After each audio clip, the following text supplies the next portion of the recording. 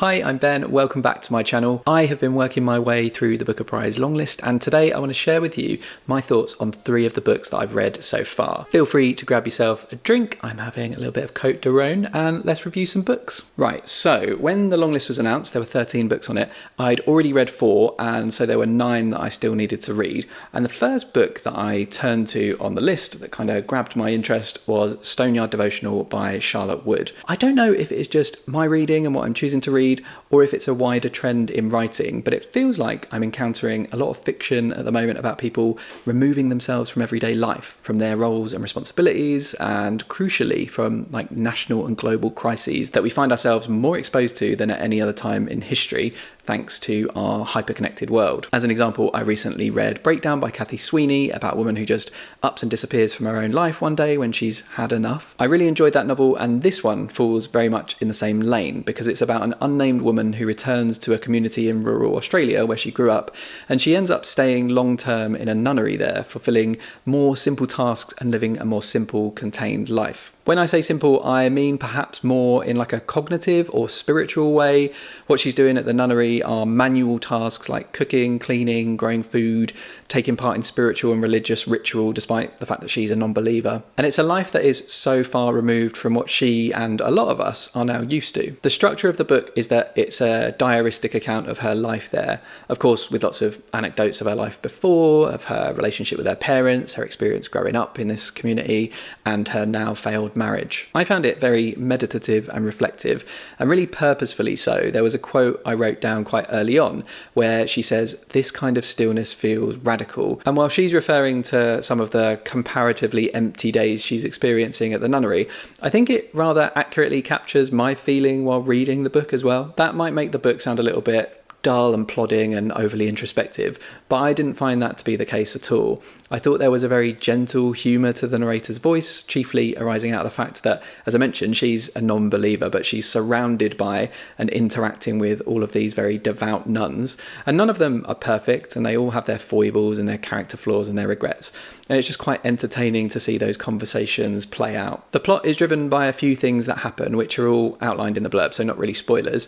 There is the arrival of a woman the narrator knew when she was young, there's the return of the bones of a nun that's long departed from the nunnery, and there's a plague of mice that has been sweeping the part of Australia that they're in. My first impressions of those things when I read the blurb was that it was going to have this sort of spooky gothic edge, but I didn't find that at all actually. These all felt very grounded in realism, and I found them to be really interesting drivers of the plot and a jumping off point to retrospect about her life. And you can read those things just very straightforwardly like that, but for me all of those things felt like very effective metaphors for the outside world getting in, even when you sequester yourself away. The plague of mice, of course, has some biblical connotations, but the story takes place during the COVID pandemic, so it nicely mirrors that as well, and it gives this wonderfully unsettling physicality to the past catching up with the narrator. It felt like the past was scratching in the walls and she was handling these gory memories that were trapped and reckoned with and buried. So overall, I thought this was terrific. Definitely not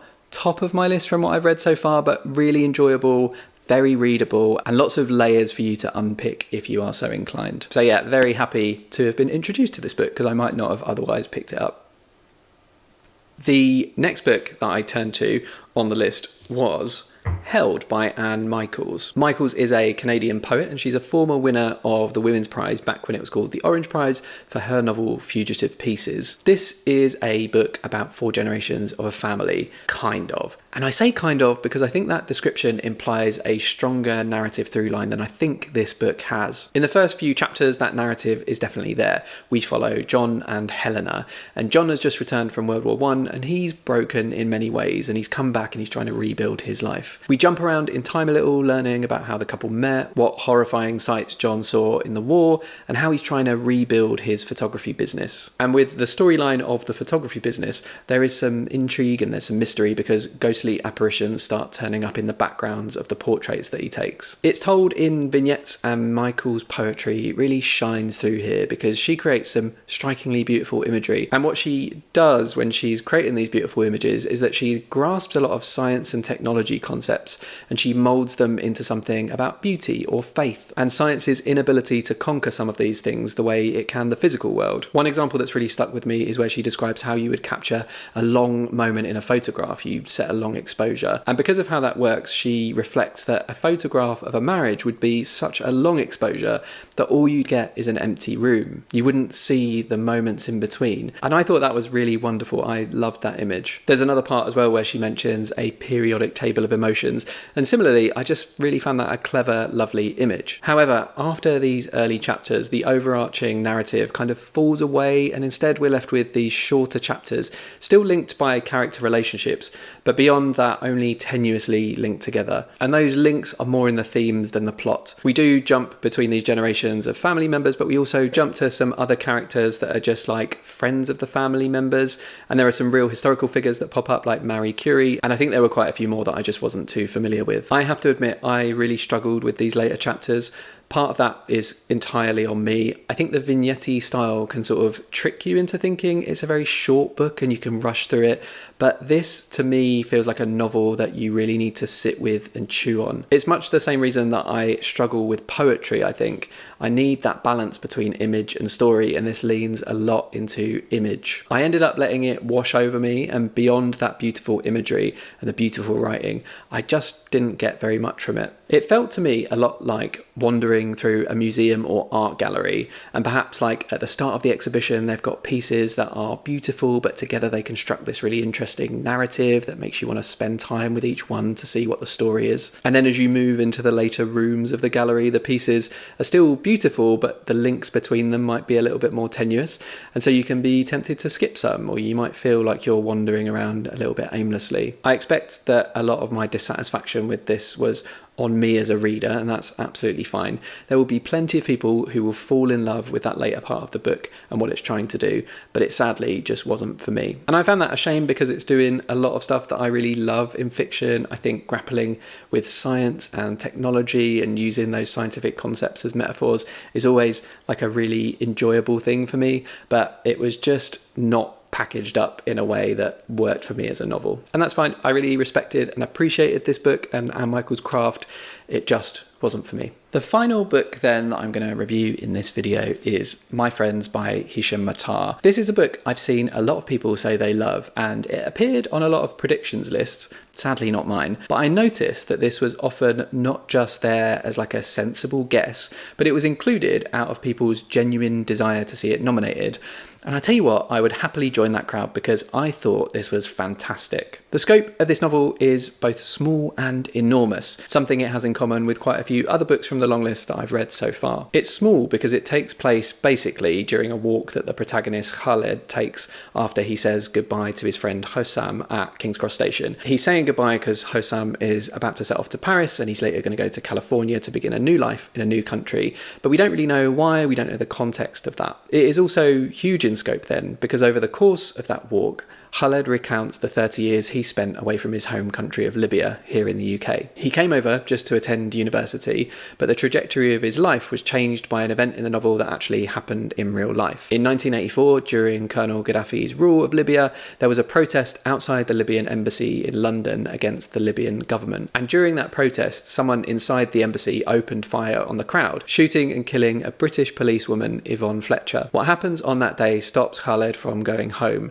and so he tells us of the life that he creates for himself in the UK, his community of friends and the distance from his family back home. I thought the story was just gorgeously told. The writing didn't feel especially poetic, particularly reading this immediately after Held, but it was just so evocative and melancholic and yearning, and I really loved it. I mostly read this book physically, but for maybe 30 or 40% of the book, I also listened along to the audio while I read it, and that audio is read by Hisham Matar himself. It took me a little while to get used to the cadence of Matar's narration. He kind of groups together words in short bursts, adding extra pauses that aren't quite there on the page necessarily. And that is so different from how I read in my head. But when I settled into it, I found it a really, really great way to enjoy the book. His narration really heightened that melancholy in the best way. But yeah, I found the observations, if not always poetically beautiful, just really astute and really interesting. There's a part of the book where Khaled and his friends take a trip to the Costa Brava in Spain, and he has some reflections about the water being the same Mediterranean Sea that laps the coast back home in Libya. And I thought that created this just lush feeling of longing connection. Khaled also works as a teaching assistant at one point, and I love the way he described like his role in supporting the kids.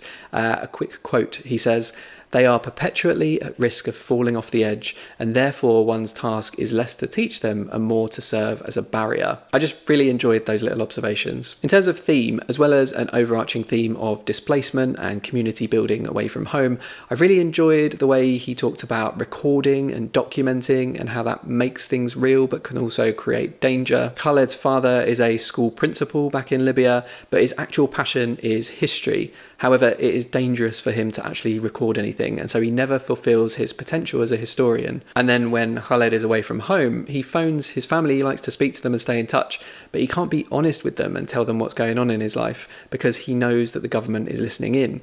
And so he has to lie, and these lies create this soul-dampening distance. It's all very, very well done and consistently thematically resonant. The other thing that is really well done, of course, given the title, is the relationships with his friends. He has these really well fleshed out friendships with a number of different characters, and they all felt real and idiosyncratic to me. For instance, he has a friendship with this character called Mustafa, which has a jealous closeness that's almost in competition with other friendships, while his friendship with Hisham is more about ideas and intellectual stimulation. And then there's a part where those two characters have a shared experience that makes them seem closer to each other than Khaled is to either of them, and it all felt very authentic. Despite this being largely a character study and a portrait of one man and the people he knows, I felt weirdly gripped by it, and I just flew through the book. I wanted to know what happened to these characters and how their relationships landed. And while it's not necessarily wrapped up in a neat bow in the end, I found the ending very satisfying. If I had to criticize it for anything, I think there are a couple of plot points that were just a little bit too coincidental, and you have to kind of push past your sense of disbelief. Those are few and far between, and I think they only stand out because the rest of the book is so like realistic and believable. And then there's some stuff about the Arab Spring towards the end, which is not a spoiler really because it's mentioned at the start as well, but this stuff is told through Khaled reading letters from another character. I thought it was an interesting choice, but I'm not sure it 100% worked for me because it felt like having your cake and eating it. I think I might have preferred Khaled either experiencing some of that himself or having it a little bit more obscured from view. But overall, for me, this was a fantastic novel and a 5-star read, and I'm really, really happy that it's on the list. Those are my first 3 Booker reviews. I've got 6 more to come. I hope you enjoyed my thoughts on the books. I'd love to hear from you if you've read any of these and you agree with me or you don't. Let's have a chat down in the comments. If you enjoyed this video, please do hit like. It really helps the channel out. And if you'd like to see more of my Booker reviews come in the coming weeks, then do hit subscribe. But until next time, toodles.